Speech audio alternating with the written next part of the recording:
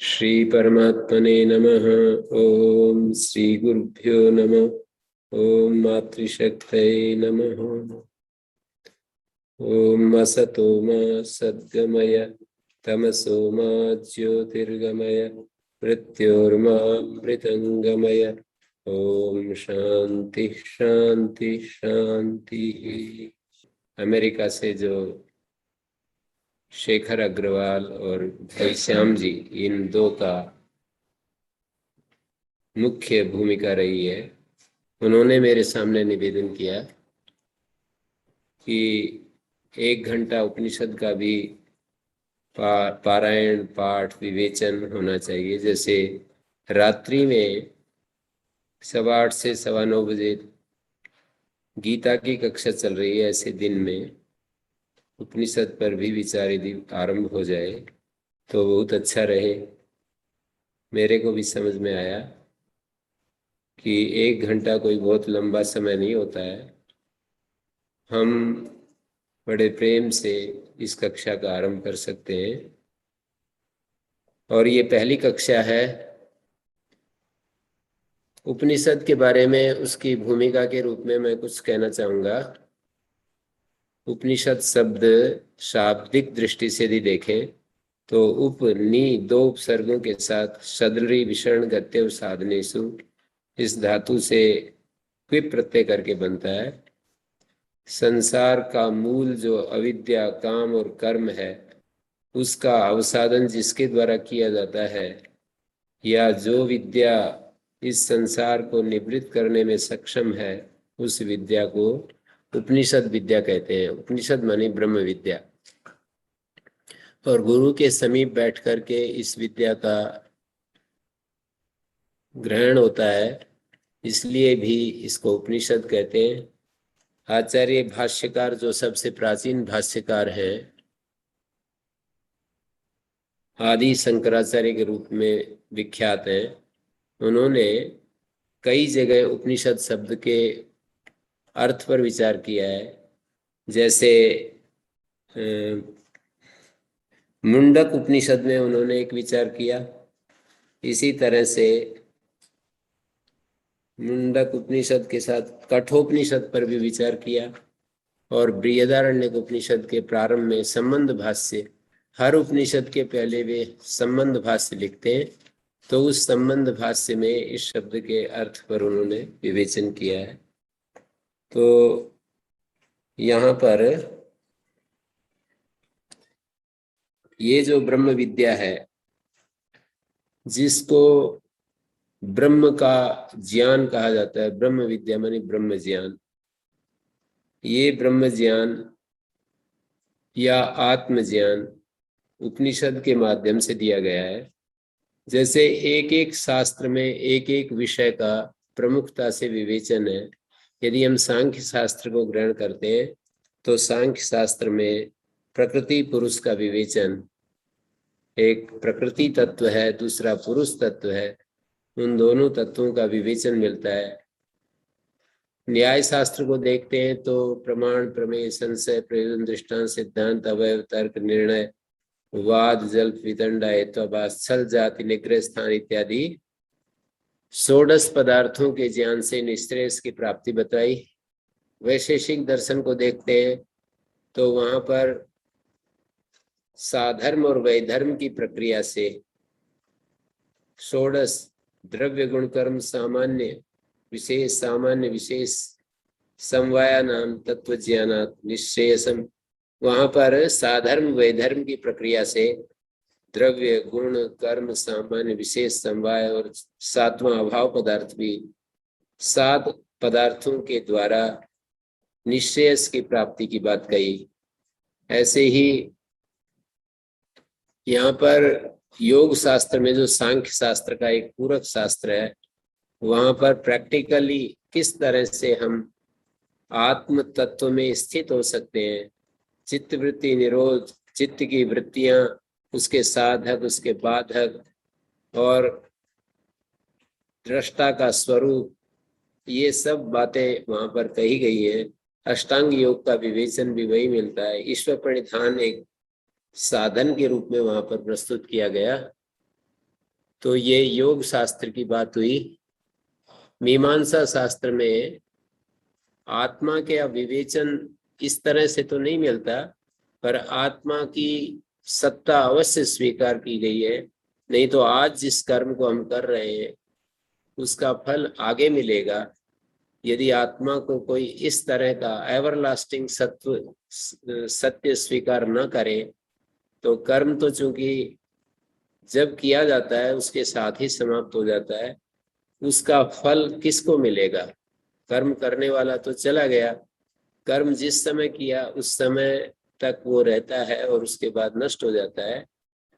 तो एक ऐसी सत्ता माननी पड़ती है जो बाद में भी शरीर के देहपात होने के बाद, इस शरीर का जब नाश हो जाता है अर्थात मृत्यु हो जाती है, उसके बाद भी बना रहता है।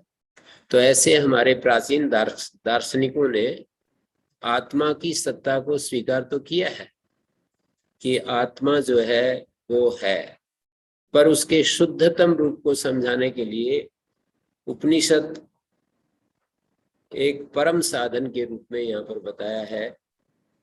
और बृहदारण्यक उपनिषद में कहा भी है, तन्त्वा औपनिषदम पुरुषम पृच्छामि, मैं तुमसे औपनिषद पुरुष को जानना चाहता हूँ। अर्थात उपनिषद में प्रतिपादित जो पुरुष है, वेदांत प्रतिपादित जो पुरुष है, उसको जानना चाहता हूँ। उपनिषद को आधार बना करके ही वेदांत दर्शन, जिसका दूसरा नाम ब्रह्म सूत्र है, जिसमें 192 अधिकरण है, 192 टॉपिक्स कह सकते हैं, उनमें किसी अधिकरण में 19 सूत्र है, किसी में 2 सूत्र है, किसी में 1 ही सूत्र है, किसी में 5 सूत्र है, किसी में 8 सूत्र है, ऐसे करके लगभग 555 सूत्र हैं और वे 192 अधिकरण में बटे हुए हैं। तो ब्रह्म सूत्र जो बादरायण मुनि का किया गया जो शास्त्र है, वो उपनिषदों को आधार बनाकर उपनिषद पर ही टिका हुआ है। और उसके अर्थ विवेचन में, उपनिषद शब्दों के अर्थ विवेचन में परम सहायक है। जैसे कि आकाश शब्द जो उपनिषद में आता है तो उसका क्या अर्थ लेना चाहिए, प्राण शब्द आता है तो उसको किस रूप में देखना चाहिए, दहर शब्द उपनिषद में आता है तो उसको कैसे लें। तो इस तरह से बहुत सारे शब्दों का विवेचन किया है। जीव का स्वरूप क्या है, परमात्मा का क्या स्वरूप है, पुनर्जन्म का क्या स्थिति है, ऐसे वहां पर अनेक अनेक विषयों पर विवेचन किया है। इस संसार का कर्ता धर्ता संघर्ता कौन है, ये संसार कैसे उत्पन्न होता है, और उपनिषद वाक्य जो है उनका समन्वय किस एकत्व की तरफ जा रहा है, ये सारा ब्रह्म सूत्र में हमें मिलता है। जैसे कि प्रारंभ के 4 सूत्र हैं, उनमें उन्होंने पूरा वेदांत को प्रस्तुत कर दिया है। पहला सूत्र था तो ब्रह्म जिज्ञासा, हम ब्रह्म को जानने की इच्छा प्रारंभ करते हैं, ब्रह्म जिज्ञासा।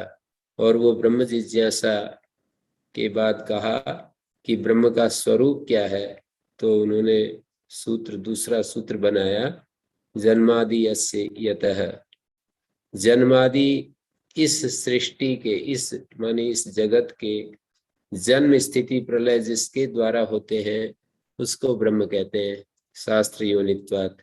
तीसरा सूत्र कहा कि शास्त्र का कारण होने से ब्रह्म की सत्ता सिद्ध है, शास्त्र उसमें प्रमाण है। इस तरह से शास्त्र प्रमाणक है, ब्रह्म शास्त्र से समर्थित होता है, शास्त्र उसका वर्णन करता है। और तत्व समन्वयात, ये चौथा सूत्र है, इसको चतुसूत्री कहते हैं। प्राय ऐसा है हमारे प्राचीन दार्शनिकों का कि प्रारंभिक 4-5 सूत्रों में सारा विषय प्रस्तुत कर देते हैं। योग शास्त्र में भी इसी तरह, अर्थात अथ योगानुशासनम योगस्य वृत्ति निरोधा तदा द्रष्टु स्वरूप व्यवस्थानम वृत्ति सारूप्य मित्रत्र, इन 4 सूत्रों में योग दर्शन के विषय को प्रस्तुत कर दिया। सांख्य शास्त्र में भी प्रारंभिक 4-5 सूत्रों में अथ त्रिविध दुखात्यंत निवृत्तिर अत्यंत पुरुषार्थ इत्यादि जो 4-5 सूत्र प्रारंभ में दिए हैं कि अदृश्य साधनों से मोक्ष नहीं हो जाता, तो वहां मना कर दिया कि नहीं, दृश्य साधन जो है पर्याप्त है। न दृष्टा तत्सिद्धि निवृत्ति अनुवृत्ति दर्शनात् प्राप्त इच्छुत प्रतिकारवत।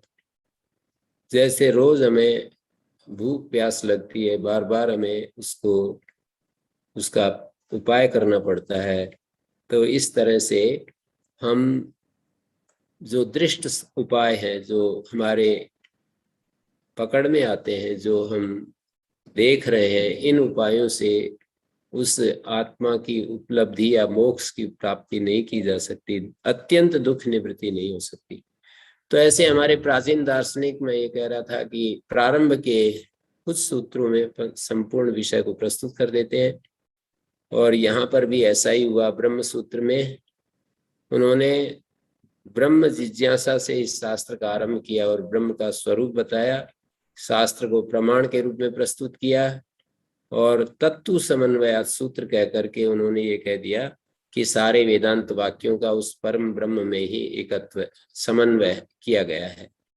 इससे भी ब्रह्म की सत्ता सिद्ध होती है। तत्व समन्वयात, तद ब्रह्म समन्वयात, वेदांत वाक्यों का एक ब्रह्म में ही समन्वय देखे जाने से सारे वेदांत वाक्य, एक एक वाक्य को वेदांत कहते हैं, तो सारे वेदांत वाक्यों का उस ब्रह्म में समन्वय होने से ब्रह्म की सत्ता सिद्ध है।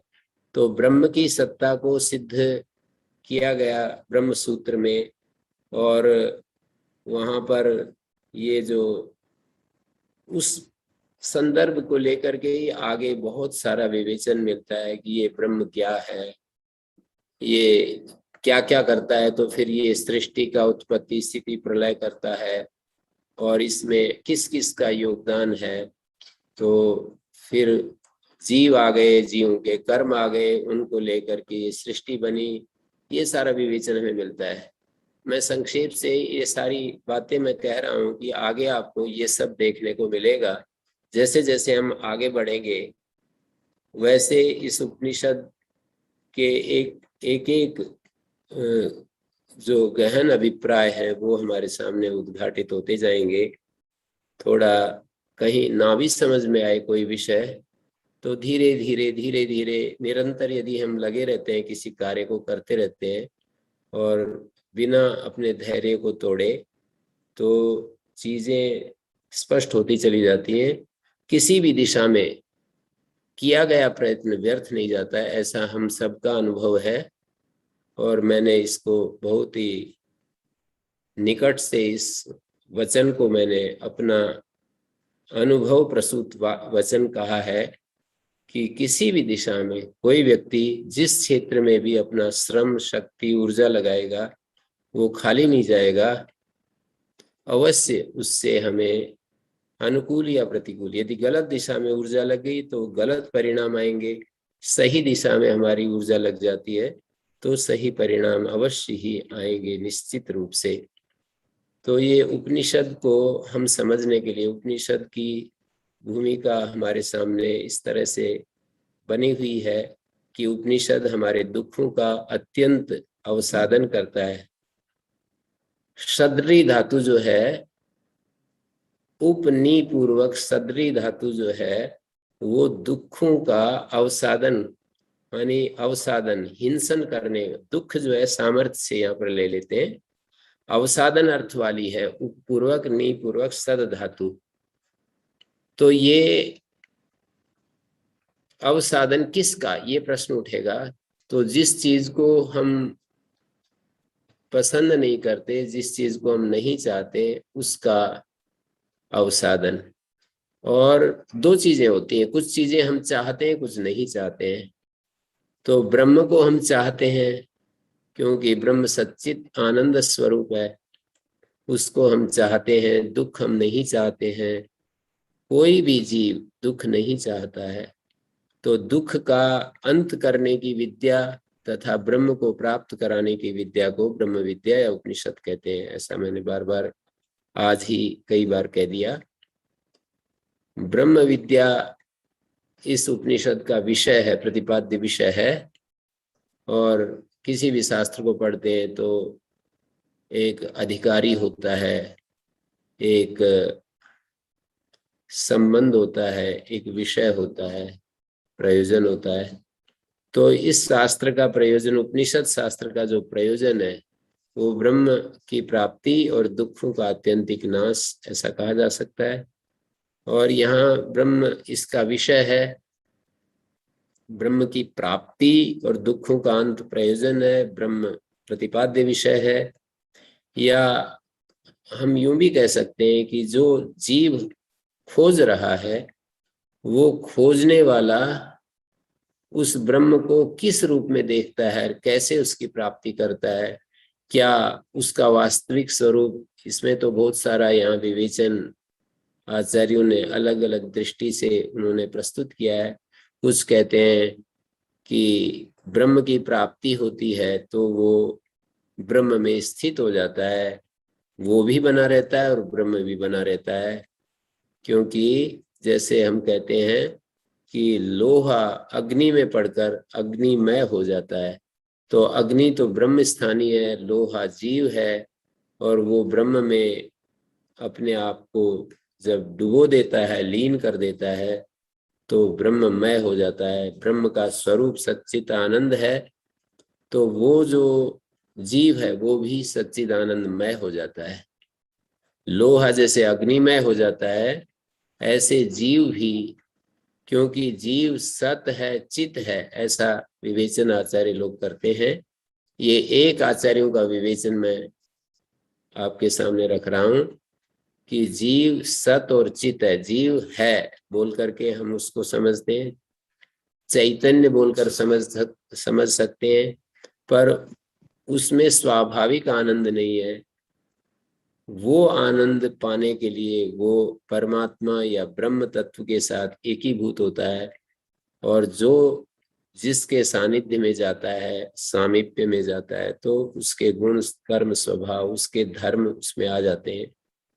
जैसे अग्नि का उष्णता, प्रकाश लोहे में आ जाता है, लोहा काला काला दिखाई देता है, लेकिन अग्नि में पड़कर वो लाल हो जाता है। तो इस तरह से यहाँ पर ये यहाँ पर बात देखने की है कि जीव उपासक, ब्रह्म उपास्य, इन दोनों का जो एकत्व, इन दोनों का जो अभेद है, तादात्म्य से जो अभेद है, उसको ब्रह्म प्राप्ति या मोक्ष प्राप्ति, ईश्वर प्राप्ति, इन शब्दों से कहते हैं। ये यहाँ पर आर्य समाज की पृष्ठभूमि, स्वामी दयानंद का विवेचन मैंने कहा। दूसरे आचार्यों ने भी इस तरह से अपने अपने, यहाँ पर जो आचार्य शंकर हैं, प्राचीन जो भाष्यकार, उन्होंने भी अपना यहाँ पर दृष्टिकोण रखा है, और वो ये कहते हैं कि जो उपाधि सहित जो चैतन्य है उसका नाम जीव है। एक ही चैतन्य सर्वत्र व्याप्त है, जैसे कि एक ही इलेक्ट्रिसिटी हो और पूरे संसार में वो फैली हुई हो इलेक्ट्रिसिटी। अनंत अनंत फैक्ट्रियां, बल्ब, पंखे, मशीनें चल रही हो, पर बिजली तो एक ही है। तो इस तरह से अनंत अंतःकरण है, उन अनंत अंतःकरणों में एक ही विद्युत स्थानीय चैतन्य जो है मौजूद है। चैतन्य में फर्क नहीं है, लेकिन हमारे जो अलग अलग जो अंतःकरण है, बुद्धियां हैं, वो पृथक पृथक रूप में कार्य कर रही हैं। उनमें अपने अपने संस्कार हैं, अंतःकरण अनादि हैं, सदा से हैं। उन अंतःकरणों में अपने अपने संस्कार हैं, अपने अपने कर्म की वासनाएं हैं। वे अंतःकरण जो सदा से चले आ रहे हैं, उन अंतःकरणों में जो चैतन्य धारा बह रही है वो एक ही है, ऐसा उनका कहना है। वही चैतन्य धारा जब व्यापक रूप से इस सृष्टि में, सृष्टि के जो नियम काम कर रहे हैं, जिसको सर्वज्ञ और सर्वशक्तिमान बुद्धि के रूप में कहा, उस सर्वज्ञ और सर्वशक्तिमान बुद्धि में भी वो चैतन्य धारा, मानी एक तो अल्पज्ञ बुद्धि है, अल्प शक्ति वाली बुद्धि है, और एक अनंत, जैसे कि हमारी बुद्धियों में भेद है। वर्तमान में हम देखते हैं कि एक बुद्धि जो होती है वो थोड़ा जानती है, दूसरी बुद्धि उससे ज्यादा जानती है, तीसरी उससे ज्यादा, चौथी उससे ज्यादा, और ये करते करते ये क्रम एक ऐसी बुद्धि में समाप्त हो जाता है जिसको योग सूत्रकार ने कहा है तत्र निरतिशयम सर्वज्ञ बीजम। एक निरतिशय स्थिति आ जाती है, जैसे परिमाण जो होता है वो एक के बाद एक बढ़ता हुआ दिखाई देता है। हम यूं कहेंगे कि ये पुस्तकालय का रूम जो है ये सामान्य रूम से बड़ा है, और इस रूम से जो सभागार है वो और भी बड़ा है, और सभागार से गुरुकुल का प्रांगण और भी बड़ा है, और गुरुकुल के प्रांगण से बाहर जो खेत दिखाई दे रहे हैं वो और भी ज्यादा इससे बड़े हैं, और उनसे ये गांव की जो भूमि है बड़ी है, और गांव से जिला, और जिला से प्रांत, और प्रांत से पूरा देश, और देश से पूरी धरती, और धरती से सूर्य, और सूर्य से उससे भी बड़ा ध्रुव तारा, और ये सब एक दूसरे से आरोहण करते हुए दिखाई, माने एक दूसरे का अतिक्रमण करते हुए दिखाई देते हैं कि इससे ये बड़ा, इससे ये बड़ा, इससे ये बड़ा।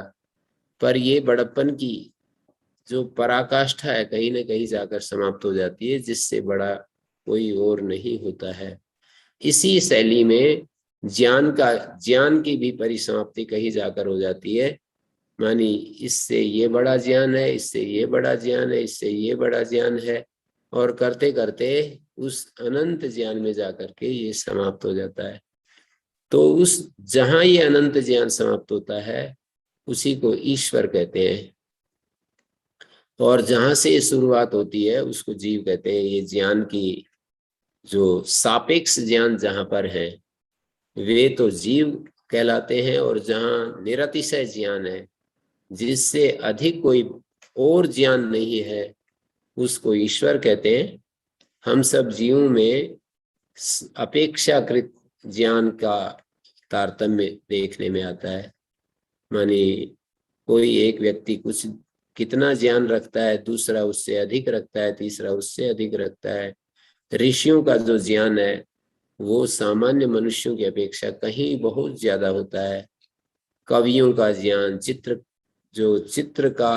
चित्रकार होते हैं, कवि होते हैं, जो बहुत क्रांतदर्शी होते हैं, आगे तक की चीजें देख लेते हैं, कुछ भूत को कुछ भविष्य को देख लेते हैं, और उससे भी ज्यादा कुछ और ज्यादा भूतकाल को देख लेते हैं, कुछ और ज्यादा भविष्य को देख लेते हैं। तो ऐसे उनका ज्ञान सामान्य लोगों से कहीं बढ़ करके है। लेकिन इस ज्ञान की अतिशयता जहां हो जाती है, जिससे बढ़कर और ज्ञान नहीं होता है, उसको ईश्वर कहते हैं।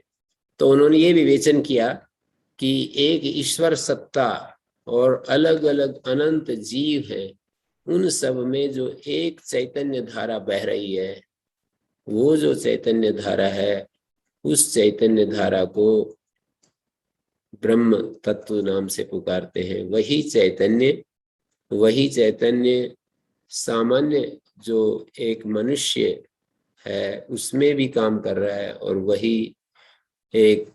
वही चैतन्य एक ऋषि में काम कर रहा है, हाथी में, चींटी में, छोटे छोटे जीवों में भी चैतन्य के रूप में सर्वत्र एकत्व है। लेकिन जो चैतन्य का साथ में जो प्रकृति वाला जो अंश है, मानी अंतःकरण वाला जो अंश है, बुद्धि जिसको कहते हैं, उसमें भेद है, और वो भेद जो है बराबर है। उस भेद को लेकर के तो नानात्व है, और चैतन्य को लेकर के एकत्व है। इस तरह से एकत्व और नानात्व को देखा गया है। चैतन्य का भी नानात्व उनको स्वीकार नहीं है, जबकि कुछ द्वैतवादी आचार्य जो हैं, स्वामी दयानंद भी उनमें से एक है, मध्वाचार्य भी का भी नाम गिनाया जा सकता है, उनका ये कहना है कि चैतन्य ही स्वरूपतः नानात्व है। यद्यपि जैसे सांख्यकार भी चैतन्य का नानात्व मानता है, लेकिन वे लोग भी चैतन्य के स्वरूप में भेद नहीं मानते। चैतन्य जैसा एक जीव, एक पुरुष में जो चैतन्य है वही दूसरे में, तीसरे में अनंत पुरुष है, और उन अनंत पुरुषों में चैतन्य भेद नहीं है, चैतन्य तो वही है, लेकिन उसके साथ जुड़ा हुआ जो उपाधि अंश है, उस उपाधि अंश में भेद है, और उपाधि अंश जो है वो शाश्वत नहीं है। उस चैतन्य के साथ जो उपाधि अंश है वो शाश्वत नहीं है, लेकिन वो अनादिकाल से तो है, और उसका कोई ना कोई कारण है। वो जो चैतन्य के साथ उस उपाधि अंश का जो योग है वो सदा से है, और वो अज्ञान के कारण से वो उपाधि बद्ध के रूप में दिखाई देती है।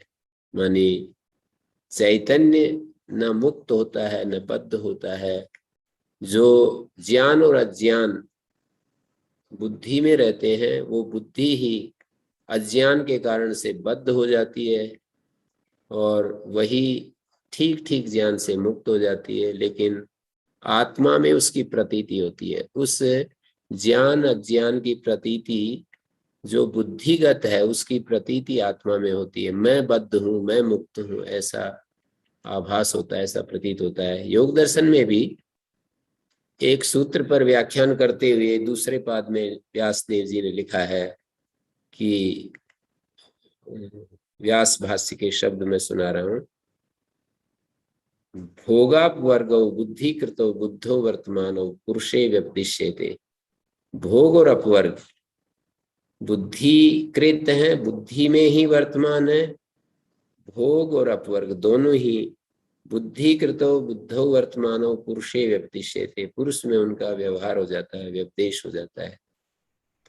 पुरुष में व्यपदेश हो जाता है, इसका मतलब क्या है कि पुरुष तो सदा निर्मल नित्य शुद्ध पुरुष का स्वरूप दिखाते हुए वहां पर सांख्य जो योग सूत्र का समान तंत्र है, समान तंत्र का मतलब ये होता है दो शास्त्रों में जब समान विषय प्रस्तुत किया गया हो, एक ही सिद्धांत मान्य हो, तो उसको समान तंत्र कहते हैं। तो सांख्य और योग को समान तंत्र कहते हैं, न्याय वैशेषिक को समान तंत्र कहते हैं। तो न्याय वैशेषिक की एक धारा है, सांख्य योग की एक धारा है। तो सांख्य शास्त्र में पहले ही पाद में एक सूत्र आता है, न नित्य शुद्ध बुद्ध मुक्त स्वभाव तद्युगस्तद योगादृते। जो नित्य शुद्ध बुद्ध मुक्त स्वभाव वाला जो ये आत्मा है, प्रकृति के योग के बिना इसका बंध नहीं हो सकता। वहां पर बहुत सारे बद्ध कारणों पर विचार किया गया है।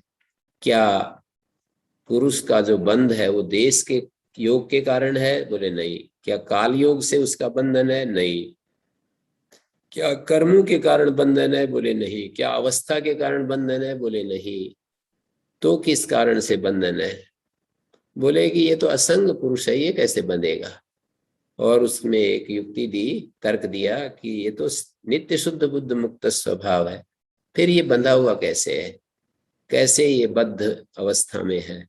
तो उन्होंने कहा कि प्रकृति के साथ संबंध होने के कारण से ये बद्ध है। फिर बोले प्रकृति योग क्यों है, पुरुष का प्रकृति के साथ योग क्यों है? तो उसका उत्तर भी सांख्यकार ने दिया, तद योगोपि अविवेकात् न समानत्वम। बहुत सारे हेतु हैं, उनके साथ ये जो अविवेक के कारण से प्रकृति योग है, इसलिए इस हेतु की समानता नहीं है अन्य हेतुओं के साथ। जैसे अन्य हेतु हैं उनको हम नहीं मानते हैं पुरुष के बद्धता में, लेकिन प्रकृति योग को हम हेतु के रूप में देख रहे हैं। क्यों? और वो प्रकृति योग भी अविवेक के कारण से है। न समानत्व, समानता नहीं है। विवेक से जब अविवेक हट जाता है, तद योगोपि अविवेकात् न समानत्वम। और उसके आगे ये सूत्र बताया कि जब ये हट जाता है, नियत कारणा तद उच्छितिर ध्वांतवत। जैसे अंधेरे में दीपक जला देते हैं, लाइट जला देते हैं, तो अंधेरा सर्वथा भाग जाता है, दूर हो जाता है। नियत कारणा तद उच्छितिर ध्वांतवत, अंधेरे की तरह जैसे उसका उच्छेद हो जाता है, इसी तरह से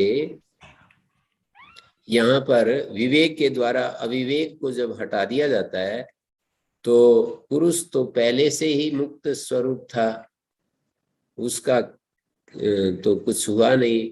प्रकृति में जो अविवेक के कारण से प्रकृति ने पुरुष को पकड़ा हुआ था वो छोड़ देती है, उसका प्रयोजन पूरा हो जाता है। प्रकृति जो है भोग और वर्ग परोसती रहती है पुरुष के सामने, और जब प्रकृति में पूरा ज्ञान हो जाता है, संपूर्ण ज्ञान हो जाता है, तो प्रकृति अपना खेल खेलना बंद कर देती है। जैसे कि कोई नृत्य करने वाला व्यक्ति तभी तक नृत्य करता है जब तक कोई देखने वाला हो, और यदि वो अकेला रह जाए, मानी देखने वाला वहां से निकल जाए या वो अपनी आंख बंद करके ऐसे बैठ जाए, तो नृत्य करने वाला व्यक्ति नृत्य आगे चालू नहीं रख सकता। इस तरह से प्रकृति उस नटी की तरह है, वो अपना खेल दिखाती है, पुरुष के सामने प्रस्तुत करती है, लेकिन यदि पुरुष, उदासीन पुरुष, असंग पुरुष अपने स्वरूप में स्थित हो जाता है तो प्रकृति अपना खेल बंद कर देती है। तो इसी शैली में ये जो आचार्य शंकर भी जो सांख्य की शैली है उसको उसी रूप में आचार्य शंकर औपनिषद पुरुष का स्वरूप भी देखते हैं, और वो ये कहते हैं कि प्रतीति पुरुष में है, भ्रांति से पुरुष अपने को बंधा हुआ मानता है। और वो एक दृष्टांत देते हैं, कंठचामी कर न्याय बोलते हैं, या दशमस्तमसी इस न्याय को प्रस्तुत करते हैं कि जैसे 10 आदमी थे और वो 10 व्यक्ति जो है कहीं नौका पार करके और फिर गिनने लगे, और हर एक व्यक्ति अपने को छोड़ता चला गया, 1 2 3 4, फिर दूसरा, भाई एक तो गायब हो गया। तो कोई वो अपना दुख व्यक्त करने लगे, रोने लगे, तो कोई समझदार व्यक्ति देख रहा था कि ये है तो 10 और अपने आप को 9 समझ रहे, ये क्या गड़बड़ है। तो उसने जाकर के कहा कि क्या बात है कि जी हम आए थे, 10 आदमी आए थे और वो 9 बच गए, एक गायब हो गया हमारा। तो उन्होंने कहा कि उसने देखा कि ये है तो 10 और ये कैसे 9 कैसे बता रहे। तो बोले कि मैं आपको 10 कर दूं तो, और उनको एक एक थप्पड़ मारते हुए बोले देखो मेरे को अच्छे से बताना पड़ेगा। वो एक एक को अलग बिठाता गया, एक थप्पड़ मारा और 1 2 3 4 5 6 7 8 9, 10मस्तमसी, 10वें पर जाकर के कहा कि तुम 10वें हो, तुम अपने को नहीं गिन रहे थे। तो ऐसे ही जो आत्मा की स्थिति है, आत्मा जो है अपने को भूल जाता है और वो बाहर खोज रहा होता है। तो सारा उपनिषद दर्शन हमको ये बताता है कि आत्मा हमारे इस शरीर, मन, बुद्धि, इंद्रियों का जो संघात है इसके भीतर है, यहीं पर उसकी खोज की जाती है। उपनिषद में कहा है कि सत्यम ज्ञानम अनंतम ब्रह्म यो वेद निहितम गुहायाम परमे व्योमन सो स्नुते सर्वान कामान स ब्रह्मणा विपश्चितेति। तैत्तरीय उपनिषद की ब्रह्मानंद वल्ली में प्रारंभ में ही यहाँ पर ये श्लोक उद्धृत है, ब्रह्मविदाप्नोति परम, ब्रह्मविद जो है उस परम को प्राप्त कर लेता है। The knower of Brahman attains the supreme, ये जो ब्रह्म का ज्ञाता है वो सुप्रीम को पा लेता है। फिर बोले कि उस ब्रह्म का स्वरूप क्या है, सत्यम ज्ञानम अनंतम ब्रह्म। फिर ये कहा कि इस ब्रह्म को जो अपनी हृदय गुहा में देखता है वो सब कामनाओं को प्राप्त कर लेता है, विपश्चित ब्रह्म युक्त हो जाता है, ब्रह्म सहित हो जाता है वो। तो उपनिषद में ये बतलाया कि हम भ्रांति के कारण अपने को भूल जाते हैं और बाहर खोज रहे होते हैं। कंठ चामीकर का भी एक दृष्टांत दिया जाता है कि भाई किसी कंठ में जो है चामी का हार पड़ा हुआ है और वो खोज रहा है बाहर। कई बार बड़े विचित्र दृष्टांत भी देखने को मिलते हैं। कोई मेरे को बिल्कुल सच्ची बात, वो रोजेट गुरुकुल में शीतल दीदी मेरे को बता रही थी कि मेरे पिताजी एक दिन जो है ना चश्मा लगा रहे और ढूंढ रहे कि मेरा चश्मा कहाँ गया, चश्मा कहाँ गया, चश्मा कहाँ गया। तो माता जी ने कहा कि ये क्या लगा रहे हो। तो एकदम से उनको बड़ा, अरे मैं भूल गया था। तो इस तरह से सबके जीवन में ऐसी ऐसी घटना घट ही जाती है कि हम किसी चीज को अपने हाथ में हम पेन लिए हुए हैं और पेन इधर उधर ढूंढ रहे हैं कि मेरा पेन कहाँ गया।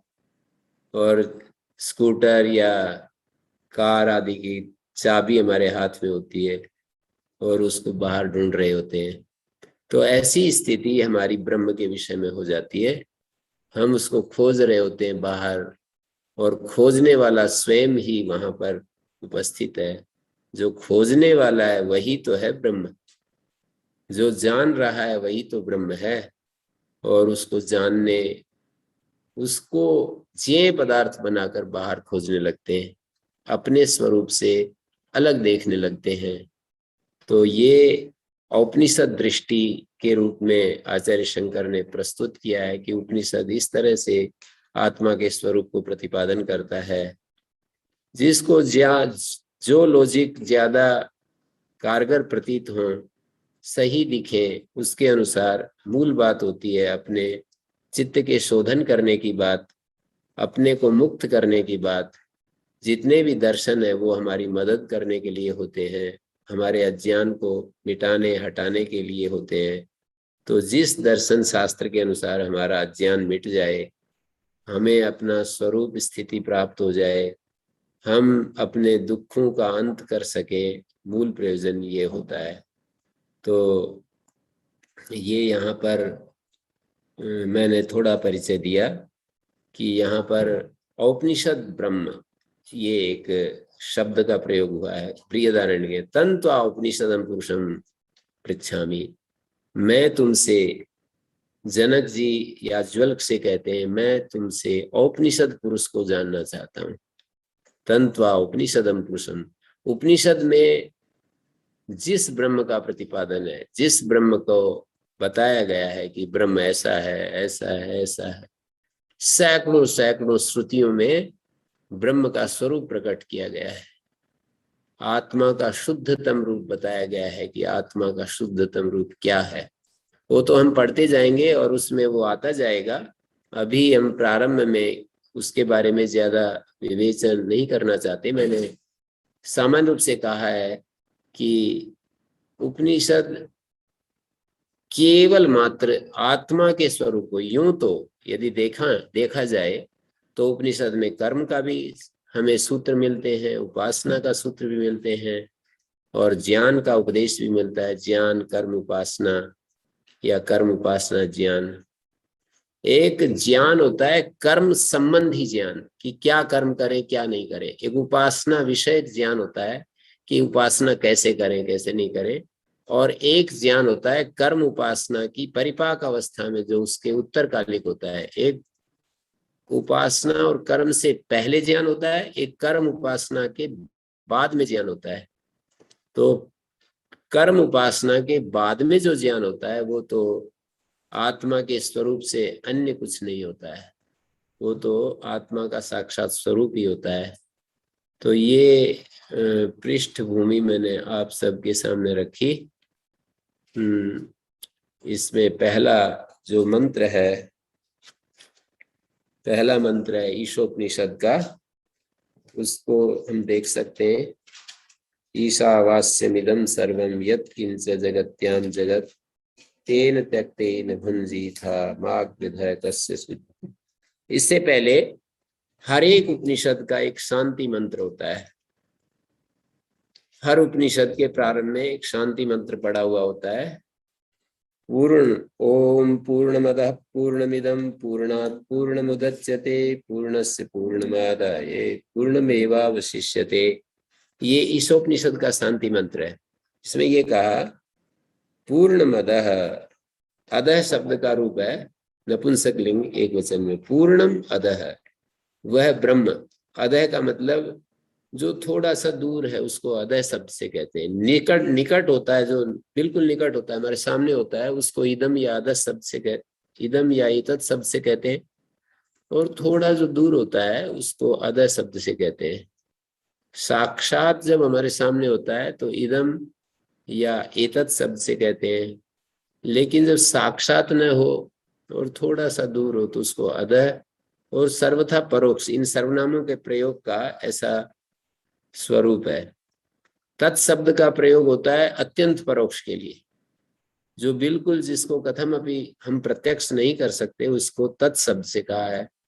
और इदम एतत्, जैसे ये आप लोग बैठे हुए हैं, ये अलमारियां रखी हैं, यहाँ पर लैपटॉप है, ये सब जो ये सारी जो चीजें हमारे सामने हैं, इनको इमानी वस्तूनी ऐसा बोलेंगे, अयम गौ अयम वृक्षा ऐसा बोलेंगे। और जैसे कि इह अमूत्र फल भोग विराग, वैराग्य की परिभाषा करते हुए ये एक शब्द बोला जाता है, विवेक वैराग्य षट् संपत्ति और मुमुक्षत्व, ये जो इन साधन चतुष्टय से संपन्न होता है इसका अधिकारी होता है। जैसे हम उपनिषद पढ़ रहे हैं तो ऐसा कहा जाता है कि इन 4 साधनों से जो युक्त होता है वो इस वेदांत शास्त्र का अधिकारी होता है। जिसको विवेक प्राप्त है, वैराग्य प्राप्त है, षट् संपत्ति मुमुक्षत्व प्राप्त है, वो वेदांत श्रवण मनन निधिध्यासन का अधिकारी है, माने उसको करना चाहिए। तो अवश्य ही ये श्रवण मनन निधिध्यासन अवश्य ही रंग लाता है। इसका जो प्रयोजन है श्रवण मनन निधिध्यासन का, वो पूरा हो जाता है। लेकिन यदि व्यक्ति विश्व में डूबा हुआ है, व्यक्ति अपने बहुत ही संसार से अभी उसका अटैचमेंट है, लगाव है, माने संसार के सुखों में अभी वो लीन हो रहा है, तो उस व्यक्ति को ये ब्रह्म का उपदेश दिया जाए तो उसका कुछ भी अर्थ नहीं है, ऐसा कहते हैं। हमें वैराग्य होना चाहिए और हमें ये विवेक होना चाहिए, नित्य अनित्य वस्तु विवेक, मानी शास्त्र प्रमाण से हमारी बुद्धि में वो विषय बैठ जाना चाहिए कि ये नित्य वस्तु है, ये अनित्य वस्तु है। हमारी बुद्धि में ये विषय आ जाना चाहिए, हमारी समझ में ये बात आ जानी चाहिए कि ये नित्य वस्तुएं या अनित्य वस्तुएं, क्या नित्य है क्या अनित्य है, शास्त्रकार बताते रहते में आ जाना चाहिए, तो एक साधन पूरा हो जाता है। इसी तरह से वैराग्य, इह अमूत्र फल भोग विराग, इह माने यहाँ पर जितने भोग सामग्री हमें दिखाई देती है, और अमूत्र माने परजन्म में, तो अदः शब्द से अमूत्र शब्द बना है, तो परजन्म में जो चीजें हैं हमें दिखाई देती हैं, उनमें भी जो तृष्णा का अभाव है उसको वैराग्य कहते हैं। इस दुनिया की चीजों में और परलोक की चीजों में जो वैराग्य है उसको कहते हैं, उसका नाम है इह अमूत्र फल भोग विरागा, वैराग्य कहते हैं उसको। तो मैंने ये जो अदय शब्द को पकड़कर ये बात कही, इह अमूत्र फल भोग विरागा। पूर्ण मदा पूर्णमिदम, कहते हैं ये जगत है ये भी पूर्ण है और वह ब्रह्म भी पूर्ण है। पूर्णात् पूर्णम उद्धृच्यते, उदच्यते मानी उद्धृच्यते है, उद्रिक्त होता है।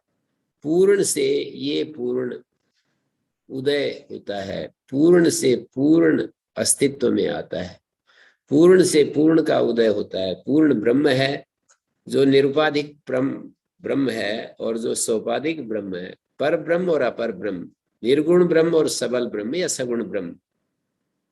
एक जो चैतन्य स्वरूप में देखा जाता है वो निर्गुण ब्रह्म है, और जो इस प्रकृति के साथ जिसको हम देखते हैं वो सगुण ब्रह्म है, उसको सबल ब्रह्म भी कह देते हैं। तो ये कह रहे हैं पूर्ण मदा पूर्णमिदम है और यह भी पूर्ण है। पूर्णात् पूर्ण उदच्यते, पूर्ण से पूर्ण उद्रिक्त होता है। पूर्ण से पूर्णमादाय, पूर्ण से पूर्ण के पूर्णत्व को लेकर, पूर्ण से पूर्णम, पूर्णम या भाव प्रधान निर्देश मानेंगे।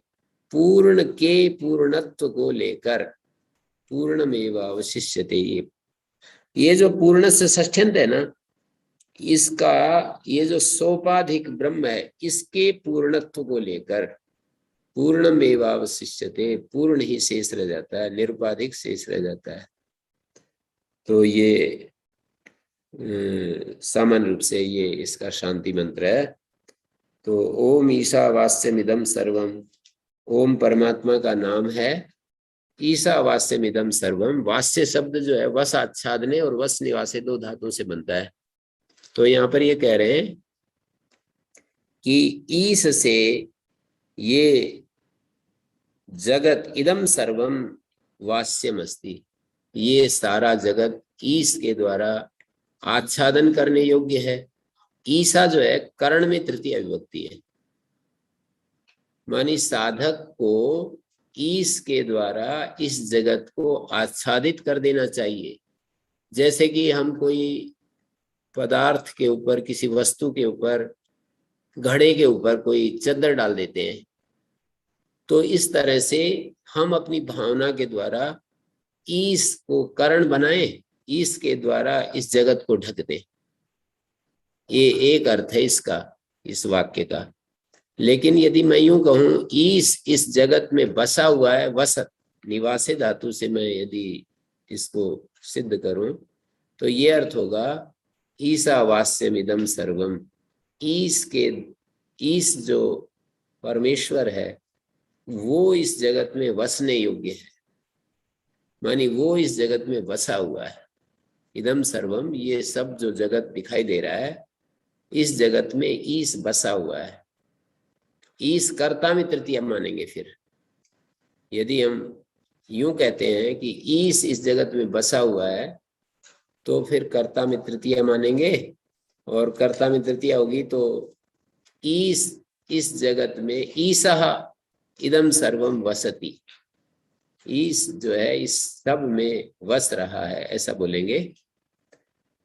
तो ईशावास्यम इदम सर्वम यत् किंच जगत्याम जगत, जो कुछ इस जगती में, इस पूरे जो यूनिवर्स है, इसमें जो जगत है, चलायमान जो भी चीजें हैं, कुछ जो कुछ भी यहाँ पर दिखाई देता है, परिदृश्यमान है, जो भी हमारे इंद्रियों के विषय बना हुआ है, वो सारा, वो सब कुछ घूम रहा है, परिवर्तनशील है। गम धातु का रूप होता है जगत।